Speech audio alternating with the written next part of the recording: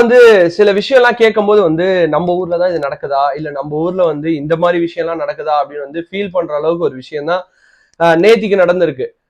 இதெல்லாம் வந்து நம்ம எங்க கேள்விப்பட்டிருக்கோம் இந்த மாதிரி ரியால்ட் இல்ல கலவரம் அப்படின்னா வந்து ஒண்ணு நம்ம வந்து சுதந்திரத்துக்காக கேள்விப்பட்டது, இல்ல வந்து சுதந்திரம் வந்து போராடும் போது ஒரு கலவரம் அந்த மாதிரி கேள்விப்பட்டிருக்கோம். இல்லைன்னா வந்து நம்ம பக்கத்து நாட்டுல நிறைய ஊர்ல வந்து இந்த மாதிரி கலவரங்கள் நடக்குது, பெரிய பெரிய கலவரங்கள் நடக்குது, இவ்வளவு பேர் இன்ஜுரியா இருக்காங்க, இவ்வளவு பெரிய பிரச்சனையா இருக்கு அப்படின்னு சொல்லிதான் நம்ம கேள்விப்பட்டிருக்கோம், பார்த்திருக்கோம். பட் சில விஷயங்கள்லாம் வந்து நம்ம ஊர்ல நடக்கும் போது இல்ல, அது வந்து நம்புறதெல்லாம் தாண்டி வந்து ஒரு ஃபீல் எடுத்துட்டு வந்துடுது.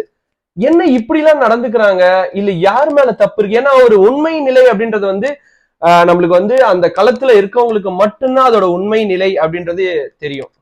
இப்ப நம்ம பேசுறோம், இல்ல 4 நியூஸ் படிக்கிறோம், இல்ல 4 நியூஸ்ல தெரிஞ்சுக்கிறதுனால அங்க கள நிலவரம் அப்படின்றது கம்ப்ளீட்டா வேற மாதிரி இருக்கும்.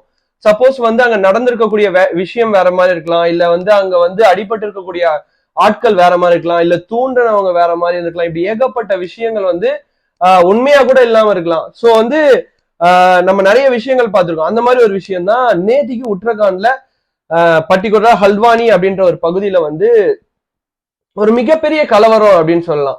என்ன அப்படின்னு பாத்தீங்கன்னா, கோர்ட் ஒரு ஆர்டர் கொடுக்குறாங்க. அந்த ஆர்டர் வந்து மதராசா அப்படின்ற பில்டிங்கும் அதை சுத்தி இருக்க மாஸ்க்ஸும் வந்து இடிக்கிறதுக்காக ஒரு ஆர்டர் கொடுக்குறாங்க. பட் ஆக்சுவலி வந்து இது வந்து என்னன்னா, ஒரு எந்த மாதிரி ஒரு பில்டிங் எடுக்கிறதுனால ஒரு ப்ரியர் நோட்டீஸ், அந்த நோட்டீஸ்ல வந்து ஒரு எக்ஸாக்டா எவ்வளவு நாள் கழிச்சு எடுக்க போறாங்க, இப்படி நிறைய விஷயங்கள் இருக்கும். இல்ல வந்து அங்க இருக்கிறவங்களுக்கு வந்து வேற ஏதாவது மாற்று இடம் தருவாங்க, இந்த மாதிரிலாம் இருக்கும். பட் அந்த மாதிரி ப்ரியர் இன்ஃபர்மேஷன் இல்ல அப்படின்றத மட்டும்தான் ஆஸ் ஆஃப் நவ் நியூஸா வந்திருக்கு.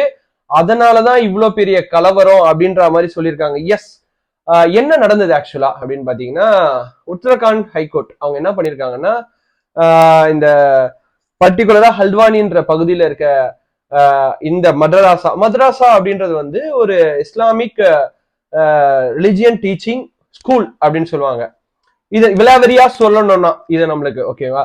அது வந்து அது மட்டும் இருக்காது, அதை ஒட்டி வந்து ஸ்கூல்ஸ் இருக்கு, அதுக்கப்புறம் மாஸ்க்ஸ் இருக்கு, அதுக்கப்புறம் வந்து எஜுகேஷனல் இன்ஸ்டிடியூஷன்ஸ், இந்த மாதிரி நிறைய இருக்கு.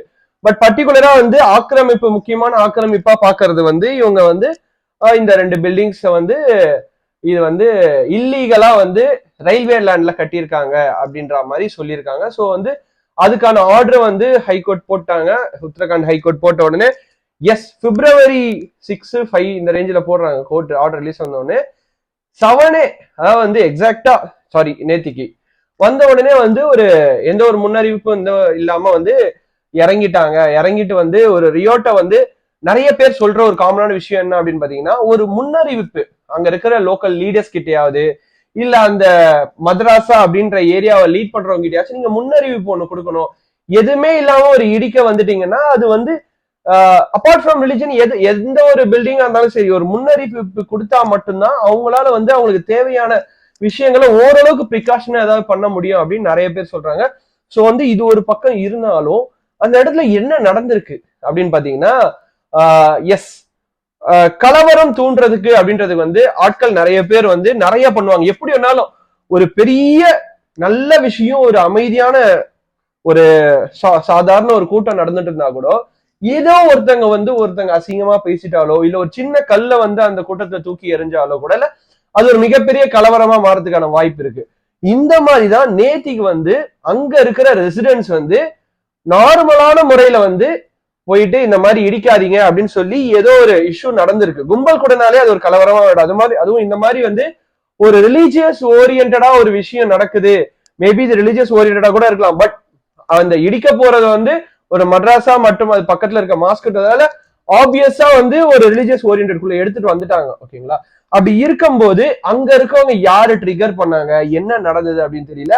எஸ், ஒரு 250 பேர் இன்ஜுரியா இருக்காங்க. சுத்தி இருக்க 250 பேரு இன்ஜுரி மட்டும் ஆயிருக்காங்க. இதுல என்ன ஹைலைட்டான விஷயம்னா, கவர்மெண்ட் அபிஷியல்ஸ் போயிருக்காங்க, போலீஸ்மேன்ஸ் போயிருக்காங்க, ரிசர்வ் போலீஸ் போயிருக்காங்க. அது மட்டும் இல்லாம லோக்கல் முனிசிபாலிட்டி ஒர்க்கர்ஸ், அதாவது வந்து இடிக்கிறதுக்கு வந்து உதவி செய்யறதுக்காக முனிசிபாலிட்டி ஒர்க்கர்ஸ், அதுக்கப்புறம் முக்கியமா ஜேர்னலிஸ்ட், இந்த மாதிரி நிறைய பேர் அங்க இருந்திருக்காங்க.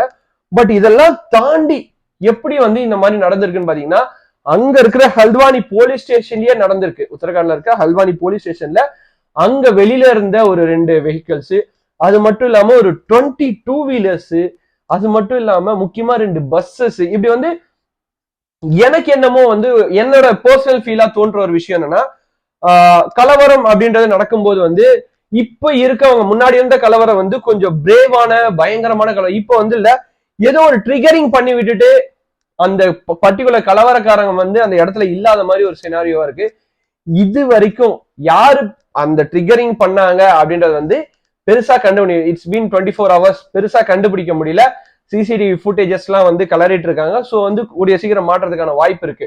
பட் ஆப்வியஸா இங்க வந்து ஒரு மிகப்பெரிய கொஸ்டின் மார்க்கான ஒரு விஷயம் வந்து வந்திருக்கு. என்னன்னா ஆரம்பத்துல வந்து 5 பீப்புள்ஸ் டைட் டெத் அப்படின்னு சொன்னாங்க. பட் இமீடியட்டா வந்து உத்தரகாண்ட் கவர்மெண்ட் என்ன சொல்றாங்கன்னா இல்ல 2 பேர் தான் இறந்திருக்காங்க இந்த கலவரத்துல. ஆனா 250 பேர் இன்ஜுரியா இருக்காங்க, 3 பேர் கிரிட்டிக்கல் சிச்சுவேஷன்ல இருக்காங்க அப்படின்ற மாதிரி சொல்றாங்க. நான் முதல்லயே சொன்ன மாதிரி வந்து கள நிலவரம் அப்படின்றது வந்து உண்மையாலுமே அங்க இருக்கவங்களுக்கு இல்ல அங்க வந்து அதை ஃபீல் பண்ணவங்க, அதாவது அதை எக்ஸ்பீரியன்ஸ் பண்ணவங்க, அந்த இடத்துல இருந்து அந்த நரக வேதனை அனுபவிச்சிருப்பாங்க, அவங்களுக்கு தான் தெரியும். இந்த இடத்துல வந்து இந்த 2 உயிரே கூட வைங்களேன், ஒரு கலவரம் அப்படின்றது வந்து ஒரு 2 உயிர் ரொம்ப அசால்ட்டா போச்சு இல்லையா இவங்க எல்லாருக்குமே. ஏனோ தானோ ஒரு கலவரத்துல 2 உயிர் போறது, அதாவது மக்கள் எடுத்து கல்லடி அடிச்சாங்க, கல்லெல்லாம் அடிச்சாங்க, போலீஸ் தடுத்தாங்க, ஜேர்னலிஸ்ட் அடிபட்டாங்க, அபிஷியல்ஸ் அடிபட்டாங்க, போலீஸ் ஆபீசர்ஸ் அடிபட்டாங்க, எல்லாமே சொல்றாங்க. எஸ் அதை திருப்பி சுட்டதுனால வந்து 2 பேர் இறந்துட்டாங்க அப்படின்னு சொல்றாங்க. இது எந்த அளவுக்கு அந்த என்ன நடந்தது அப்படின்றது வந்து கொஞ்சம் கொஞ்சமா கிளிப்பா நிறைய வீடியோஸ் எல்லாம் வந்திருக்கு. அதாவது எரியறது, அது மட்டும் இல்லாம அங்க தூரத்துல இருந்து ஒரு வெஹிக்கிள் எரியறது, அப்புறம் வந்து ஏதோ தூக்கி அடிக்கிறது, இந்த மாதிரி வீடியோஸ் இருக்கு. பட் ஃபுல்லா வீடியோஸ் வந்து கண்டிப்பா ஏதாவது ஒரு இடத்துல இருக்கும், கண்டிப்பா கூடிய சீக்கிரம் ரிலீஸ் ஆகும். அது வரைக்கும் வந்து நம்ம உண்மை தகவல் என்னன்னு தெரியாம ஒரு கலவரத்தை பத்தி வந்து பிளண்டரா இது வந்து அவங்க மேல குற்றமா இல்ல இவங்க மேல குற்றமா அப்படின்னு பேசக்கூடிய தகுதி இங்க யாருக்குமே கிடையாது. பட் ஆக்சுவலா இதுதான் நடந்திருக்கு அப்படின்றதுதான் நிதர்சனமான உண்மை. இதை தவிர்த்து அடுத்ததா கவர்மெண்ட் என்ன நெசசரி ஸ்டெப்ஸ் எடுத்திருக்காங்கன்னு பாத்தீங்கன்னா ரொம்ப ரொம்ப ரொம்ப ஸ்ட்ரிக்ட் பண்ணிருக்காங்க.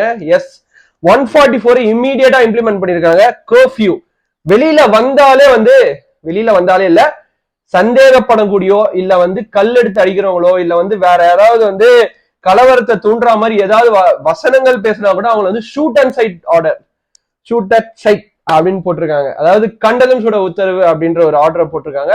சோ எந்த அளவுக்கு ஒரு இஷ்யூஸ் வந்து ரொம்ப சிவியரா போயிட்டு இருக்கு. அது மட்டும் இல்லாம வந்து அந்த ஊர்ல எல்லாத்துலயும் கரண்ட்டை கட் பண்ணிருக்காங்க. Internet is the main thing all over the அந்த ரியோட் வந்து ஸ்ப்ரெட் ஆகுது இல்ல வந்து அதோட உண்மை தன்மையோ இல்ல பொய்த்தன்மையோ ஏதாவது ஸ்ப்ரெட் ஆகுதுன்னா அதுக்கு வந்து ஒரு மெயின் ரீசன் இன்டர்நெட் தான். அதையும் வந்து அங்க ஆப்வியஸா கட் பண்ணிருக்காங்க. சோ வந்து மக்கள் அந்த இடத்துல என்ன நிலைமையில இருக்காங்கன்றது தெரியல. But curfew 144 shoot at sight order இப்படி ஏகப்பட்ட ஆர்டர்ஸோட எஸ் ஹல்த்வானின்ற பகுதியில ரொம்ப ஸ்ட்ரிக்டா வந்து மெயின்டைன் பண்ணிட்டு இருக்காங்க. இதுதான் நடந்துட்டு இருக்கு இப்ப ஆக்சுவலா. பட் இந்த ஒரு விஷயத்த மட்டும் வச்சு ஹல்த்வானின்ற பகுதியில வந்து இது நடந்ததா வந்து நம்ம ஒரு ப்ரெடிக்ஷன் எடுத்துட்டு வர முடியாது. சோ வந்து ஒரு ஜனவரி 5, 2023 வந்த ஒரு ஆர்டர், அதாவது லோக்கல் நார்த் கவர்மெண்ட்ல நார்த்தன் கோர்ட்ஸ்ல ஹல்த்வானின்ற பகுதியில ரயில்வே பாதையில வந்து ஒரு 50,000 ரெசிடென்ட்ஸ் கிட்டத்தட்ட வந்து ஒரு என்ன சொல்றது ஒரு 500 வீடோ 600 வீடோ சொன்னாங்க. 50,000 ரெசிடென்ட்ஸ் 1000 சில்லற வீடு சொல்லியிருக்காங்க. ஒரு 50,000 ரெசிடென்ட்ஸ் வந்து அங்க இருந்து இமீடியட்டா ரெஸ்கியூ பண்ணணும். இமீடியட் ரெஸ்கியூ கூட இல்ல, வெளியில அனுப்பணும் அப்படின்னு சொல்லி வந்து புல்டோசர் அதெல்லாம் எடுத்துட்டு வந்துட்டாங்களாம். என்னன்னா இது வந்து ரயில்வேக்கு சொந்தமான இடம் அப்படின்னு சொல்லி கேஸ்ல வந்து ரயில்வே ஜெயிச்சிருக்காங்க, கவர்மெண்ட் ஜெயிச்சிருக்காங்க. ஸோ வந்து ஹல்வானி இந்த ரயில்வே கேட்ஸ் ஓரமா இருக்க எல்லாருமே வந்து இமீடியட்டா வந்து வெளியில போங்க அப்படின்னு சொல்லியிருக்காங்க. பட் அங்க இருந்தவங்க வந்து இமீடியட்டா வந்து ஸ்டே போட்டிருக்காங்க. ஸ்டே போட்டு என்ன பண்ணிருக்காங்க அப்படின்னு பாத்தீங்கன்னா அதுல வந்து டைரக்டா சுப்ரீம் கோர்ட் இன்வால்வ் ஆயிருக்காங்க. அந்த ஒரு விஷயம் என்ன நடக்குதுன்னு பாத்தீங்கன்னா சுப்ரீம் கோர்ட் இன்வால்வ் ஆகி என்ன கேள்வி கேட்டிருக்காங்கன்னா இது ரயில்வே இடமா கூட இருக்கட்டும், இது வந்து ஆக்கிரமிப்பா கூட இருக்கட்டும், நீங்க இமீடியட்டா ஒரு 50,000 பேர் எப்படி வெளியில அனுப்புவீங்க? அவங்களுக்கான வாழ்வாதாரம் என்ன? அவங்க இத்தனை வருஷமா அங்க தங்கி இருக்காங்க. எஸ் சில பேர்லாம் வந்து 1940s இருந்து அங்க தங்கினதுக்கான நிறைய ப்ரூஃப் கொடுத்துருக்காங்களாம். இது வந்து நான் வந்து நிறைய பிளாக்ஸ் படிக்கும் போது அல் ஜசீரால படிச்சேன். இது ஆக்சுவலா 1940s வந்து அவங்க வந்து தங்கியிருக்காங்க. நாங்க வந்து பார்ட்டிஷன் நடக்கும் போதே வந்து இங்க வந்தோம் அப்படின்னு சொல்லி நிறைய பேர் டாக்குமெண்ட்ஸ் காட்டியிருக்காங்க.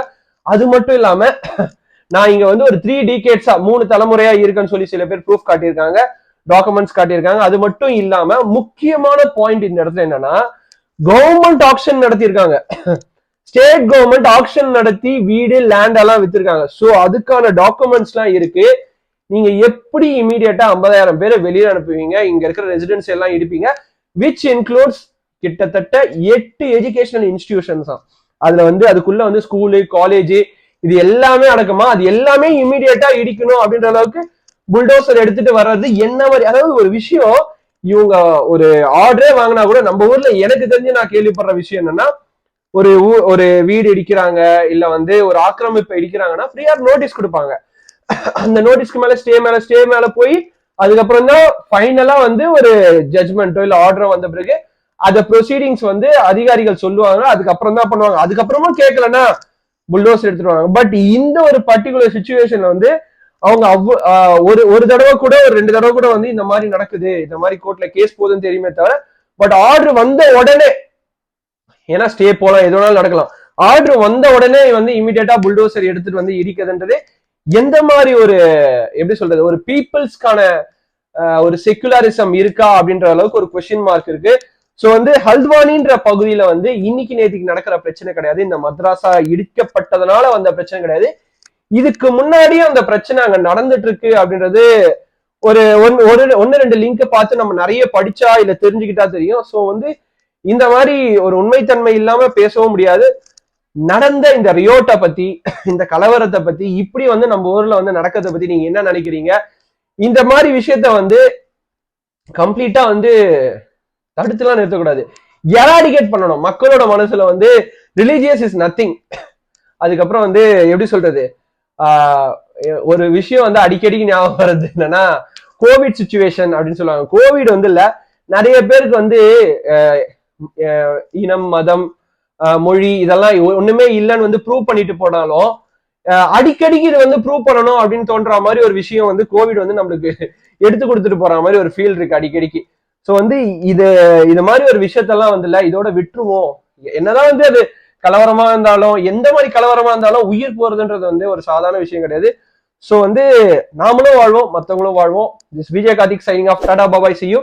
தண்ணியை கம்மியா யூஸ் பண்ணுங்க, பிளாஸ்டிக் யூஸ் பண்ணாங்க. பாபாய்.